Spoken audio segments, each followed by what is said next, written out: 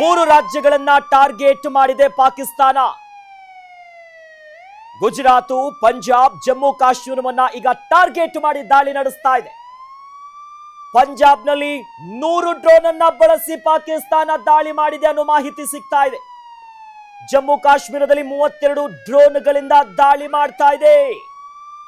ಪಾಕಿಸ್ತಾನದ ಎಲ್ಲಾ ಡ್ರೋನ್ಗಳನ್ನ ಹೊಡೆದು ಉಳಿಸ್ತಾ ಇದೆ ನಮ್ಮ ಭಾರತ. ಹೀಗಾಗಿ ಪ್ರಮುಖವಾಗಿ 3 ರಾಜ್ಯಗಳನ್ನೇ ಟಾರ್ಗೆಟ್ ಮಾಡಿಕೊಂಡಿದೆ. ಅದುವೇ ಗುಜರಾತ್, ಪಂಜಾಬ್ ಮತ್ತು ಜಮ್ಮು ಕಾಶ್ಮೀರ.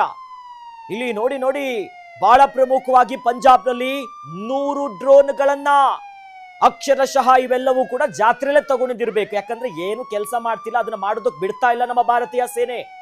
ಜಮ್ಮು ಕಾಶ್ಮೀರದ ವಿವಿಧ ಪ್ರದೇಶದಲ್ಲಿ back to back drone attacks ಮಾಡ್ತಾ ಇದೆ. ಅವೆಲ್ಲವನ್ನ ಹೊಡೆದು ಬಿಸಾಕ್ತಿದೆ ಭಾರತ. ಒಟ್ನಲ್ಲಿ ಈ 3 ರಾಜ್ಯಗಳನ್ನೇ ಈಗ ಟಾರ್ಗೆಟ್ ಮಾಡಿಕೊಂಡಿದೆ.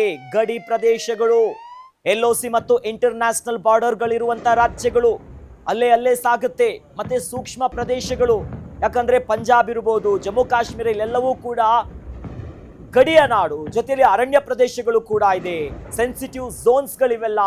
ಹೀಗಾಗಿನೇ ಉಗ್ರಗಾಮಿಗಳು ಅಂದ್ರೆ ಅಲ್ಲಿನ ಮಿಲಿಟರಿನೇ ಉಗ್ರಗಾಮಿಗಳು ಪಾಕಿಸ್ತಾನದ್ದು. ಹೀಗಾಗಿ ಅವ್ರಿಗೆ ನೀಟಾಗಿ ಗೊತ್ತು ಯಾವ ಝೋನ್ಗಳು ಹೇಗೆ ಕಾರ್ಯಾಚರಣೆ ಮಾಡಬೇಕು, ಯಾವ ರೀತಿಯಾಗಿ ಪ್ರಚೋದನೆಯನ್ನ ಕೊಡಬೇಕು ಅನ್ನೋ ನಿಟ್ಟಿನಲ್ಲಿ ಅಪ್ರಚೋದಿತ ದಾಳಿ ಸಾಕ್ತಾನೇ ಇದೆ.